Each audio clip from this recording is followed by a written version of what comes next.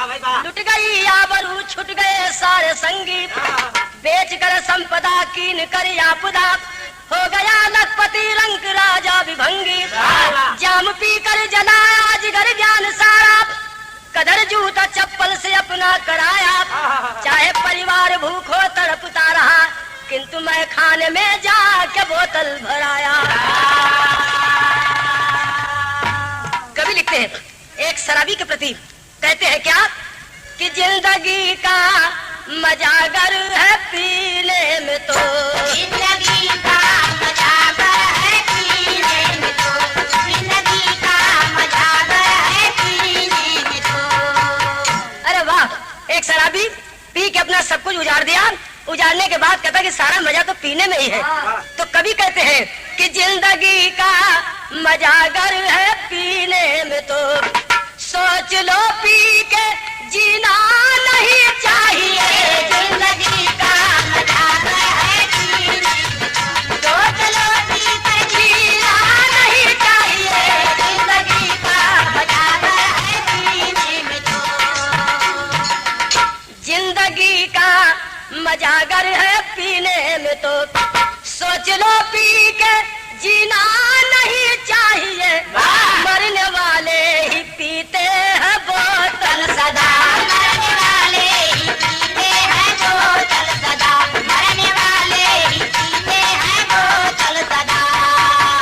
जीने वालों को पीना नहीं चाहिए, मरने वाले तो पीते हैं बोतल सदा, जीने वालों को जीना नहीं चाहिए, मरने वाले पीते हैं बोतल सदा। वाह, सुराय सुंदरी के फंस गया जो चक्कर में, चूर सी सांस हो गया बस एक टक्कर में, देखा हमने कितने पीते शराबियों को, घर को तबाह कर दिए उनकी खराबियों को, खाते हैं मांस मछली पलते हैं गालियों में, पीकर शराब आखिर गिरते हैं नालियों में, पीकर शराब आखिर गिरते हैं नालियों में, पीकर शराब आखिर गिरते हैं नालियों में। अरे जनपद जहानाबाद सकरी खुर्द गांव में रहते थे कौशल शर्मा ससुर के ठाव में, सकरी के बगल में ही है पलाई एक बाजार, शिक्षक वही विद्यालय में थे कौशल कुमार, रिताया बेबी बेटी थी घर में ही कुमारी, मास्टर साहब को लग गई पीने की बीमारी, मास्टर साहब को लग गई पीने की बीमारी, मास्टर साहब को लग गई पीने की बीमारी। जहानाबाद जनपद सकरी गांव में बाजार पलाई, कौशल शर्मा इनके दो बेटे थी, वो स्कूल में शिक्षक थे, मास्टर थे, विद्वान आदमी होते हुए भी, पढ़े लिखे आदमी होते हुए भी, मास्टर होते हुए भी शराब की बीमारी उन्हें लग गई और दो बेटी उनके घर में सयान हो जाती है। जब मास्टर के घर में दो बेटी सयान हो जाती है तो यह कवि लिखते हैं तर जो है बात तो बढ़ जा भैया कि हाथ में मेहंदी मांग सनुर बर्बाद कजरवा हो गई पर बलम मर से जिया नया करवट में सबेरवा हो गई करवट में सबेरवा हो गई, हो करवट में सबेरवा हो गई, मारे बालम मोरे करियो नया करवट में सबेरवा हो गई, हो करवट में सबेरवा हो गई। यही तर्ज लेकिन गाना का भाव है कि हो करके शिक्षक भूले ज्ञान कौशल जी नरिया हो गई हो कौशल जी नरिया हो गई, हो कौशल जी नरिया हो गई, हो करके शिक्षक भूले ज्ञान कौशल जी नरिया हो गई, हो कौशल जी नरिया हो गई। हो करके शिक्षक भूले ज्ञान कौशल जी नरिया हो गई शराब में हो करके तबाह दर दर के भिखरिया हो गई, हो दर दर के भिखरिया हो गई, हो दर दर के भिखरिया हो गई, हो करके शिक्षक भूले ज्ञान कौशल जी भिखरिया हो गई, हो कौशल जी भिखरिया हो गई। पैसा नहीं को वेतन बचे घर वाले दुखरिया हो गई सर पे सयानी बेटियां बोल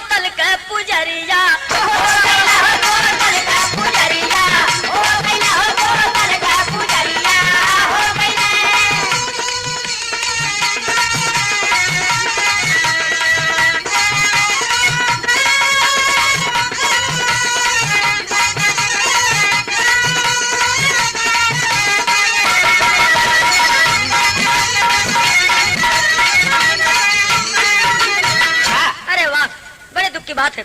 घर में 2 बेटी सयानी है और मास्टर साहब इतना शराब में लवलीन हो गए कि अपन तनख्वाह भी के खत्म कर दे, कुछ कर्जा भी लेके पी डाले। ए भैया बड़ी मजा कैलन। अब पीने के बाद कर मजा ए भैया इधर औरत का हाल का है। घर में दोनों बेटियों को अपने हाथ पास बिठा के कहती है कि आप तरह जो है बात कि कहवा का खाया रे चुना, कहवा का पान, कहवा कटी फूली,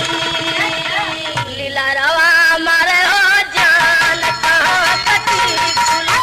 लीला रवा मारे हो जान, कहवा कटी फूली, लीला रवा मारे हो जान, कहवा कटी फूली। गोदिया में बिटिया नहीं के, अरे अखिया में लोर कलप गुजरिया, विपतिया बढ़ सहजोर कलप गुजरिया, विपतिया बढ़ सहजोर कलप गुजरिया, विपतिया बढ़ सहजोर कलप गुजरिया। कहाँ चली जाई नारी सूझे कौनी वार कलप गुजरिया, विपतिया जले हो मोर कलप गुजरिया, विपतिया जले हो मोर कलप गुजरिया, विपतिया जले हो मोर कलप गुजरिया।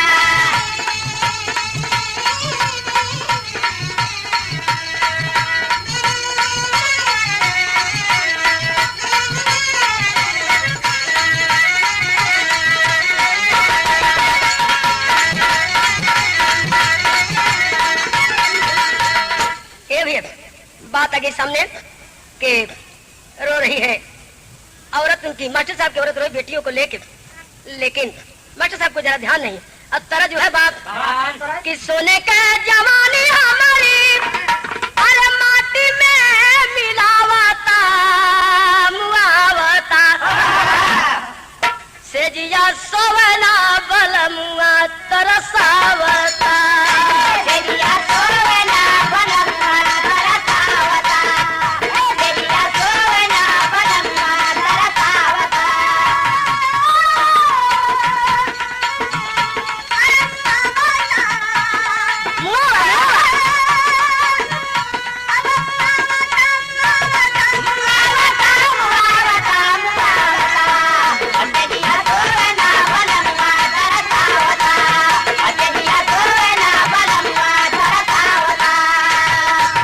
गाना का भाव कलप गुजरिया लुगरिया पहिरावला मुआवला, दाना दाना के सरबिया कलपावला, दाना दाना के सरबिया कलपावला, दाना दाना के सरबिया कलपावला। हाँ देव के दहेज को पैसा ना जुटावला मुआवला,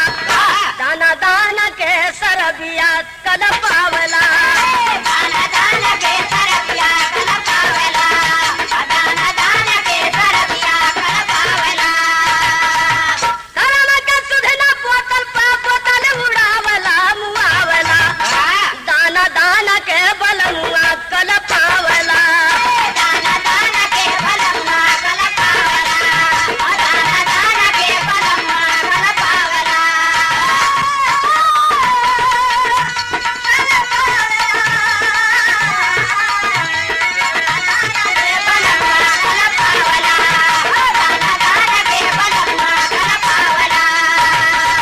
ए भैया जबकि रो रो के चिंतित है, लेकिन कभी कह दे यहाँ पर सोच रही है वो उसके हृदय की बात कि हर दिया कैसे लागी हथवा, घर में सुता सयानी लकी लकी उठे दरदिया, घर में सुता सयानी लकी लकी उठे दरदिया, हर दिया कैसे लागी हथवा,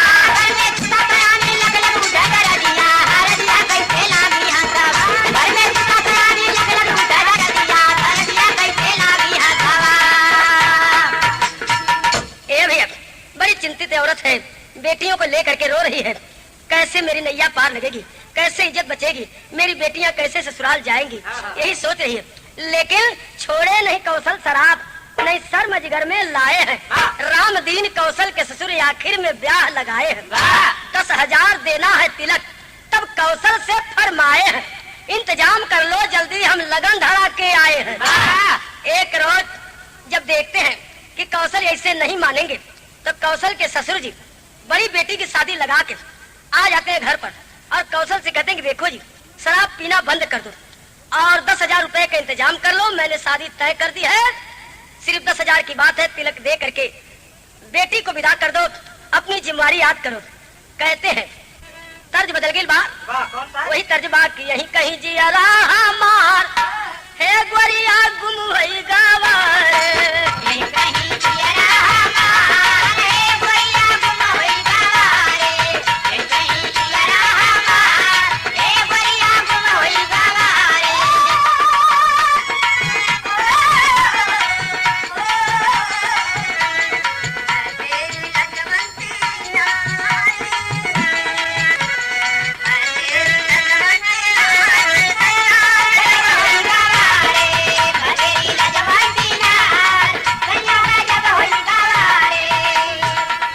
सुन के दहेजवा का नाम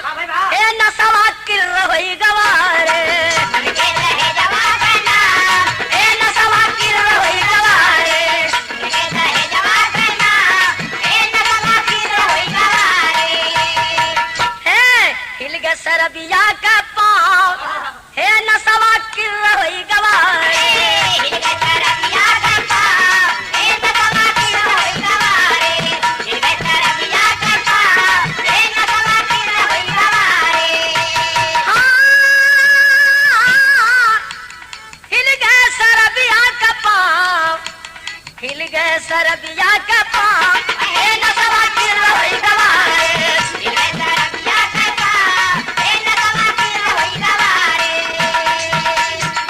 एक रोज राम दिन का संदेश आयल,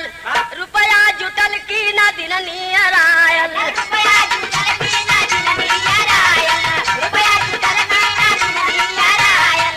अरे घमवा जनाए लगल छाप। ए भैया ससुर जी की बात सुन के कौशल तो मौन हो जाते हैं, नशा उतर गए, लेकिन धीरे धीरे शराबी के नशा कौन साँझ के पियलन सवेरे उतर गए, संजा के फिर भुला गए, फिर जब एक बोतल चढ़ा तो फिर नशा के मौज में कहाँ जाए ब्याह, कहाँ जाए घर, कहाँ जाए गिरस्ती, भुला गए। कई रोज बीतल, धीरे धीरे जब शादी के दिन नियर गए, उनके ससुर जी का फिर एक बार संदेश आया, अरे मास्टर साहब रुपया जुटल की ना, सदिया का दिन नियर आ गए। जब इतना सुनलन है तो तरज बदल गई बा, तरज जो है बा कि मानवा में कौशल सोचा सजिया बिहानवा या भैया रही है न बांस नाही बजी है बसुरिया भैया रही है न बात नहीं, बाजी है बसुरिया भैया रही है न बात नहीं, बाजी है बसुरिया भैया रही है न बात। रही है न बेटी नाही सिरवा कहती है हमारे भारी दारहाना या भैया रही है न बेटी नाही भूमि है भंवरिया या भैया रही है न बेटी नहीं भूमि है भंवरिया भैया रही है न बेटी नहीं भूमि है भंवरिया भैया रही है न बेटी। कौशल मन में सोच रहे हैं कि बार बार दहेज का संदेश मुझे आ रहा है, मेरे पास दहेज है नहीं और दहेज से बचने का एक ही उपाय है कि जिस चीज से डर है उसकी जड़ ही मैं खत्म कर देता हूँ। का सोचा लगलन है पहलन का अब तरज बदल गई बात, तरज जो है बात चलता चलाता मोरा पौआ पिरैल भैया गोकुल नैहर के तनी बदूर भैया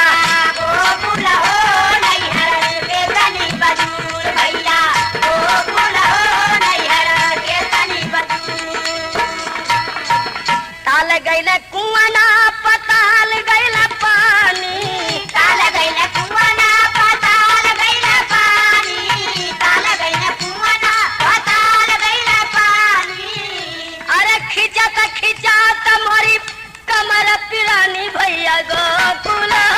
नैहर के तनी बदूर भैया गोकुल हो नैहर के तनी बदूर भैया गोकुल हो नैहर के तनी बदूर। ये तो तरज सोचा का और कैलन का कि सोचता सोचता जब जिया कुलाने बाबू कौशल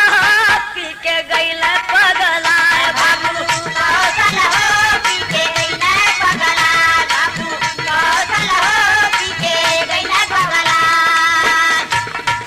एक वर शराब डाहे एक वर दहे जावा दोनों वरिया से लागल पिसा कर जवा बाबू कौशल लाए जहर मिलाए बाबू कौशल हो लाए जहर मिलाए बाबू कौशल हो लाए जहर मिलाए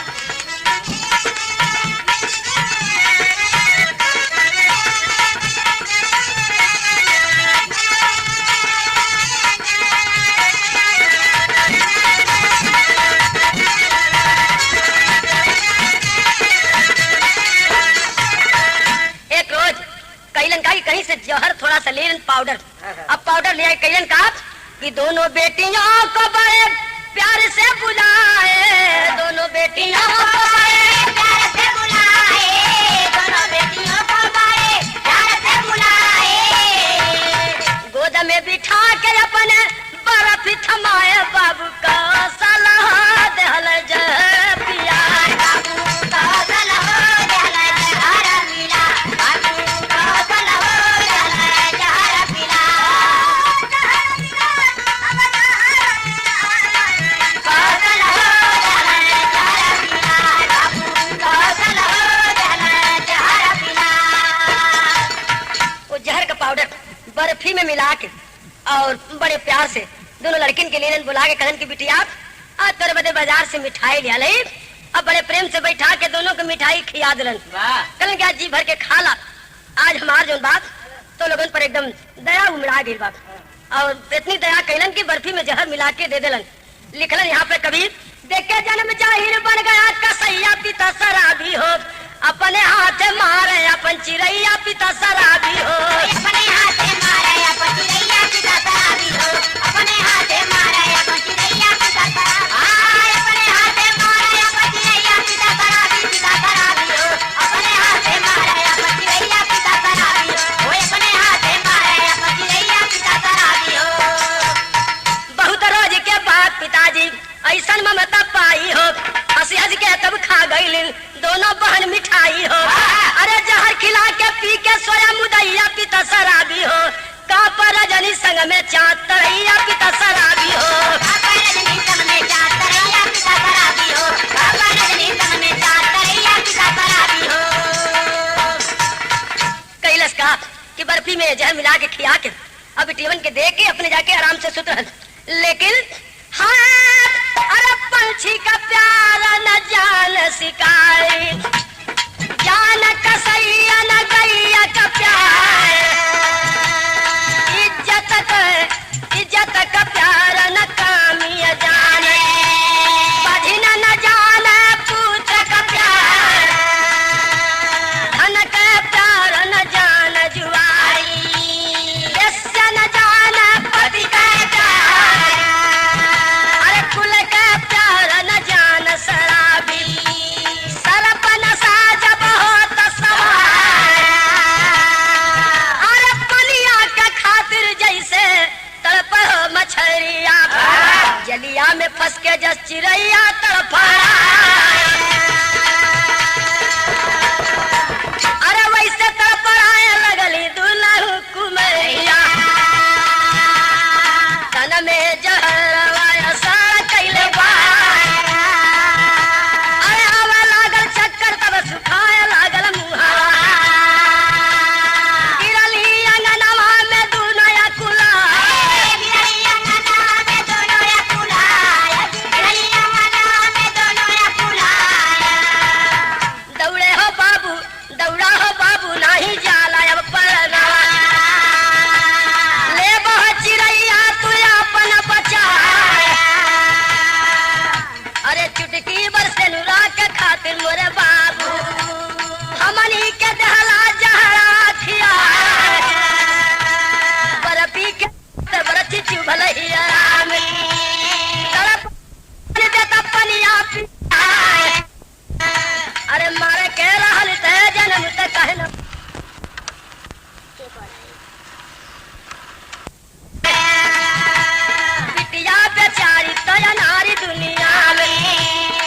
देता केहू गरीब कहथवा धरा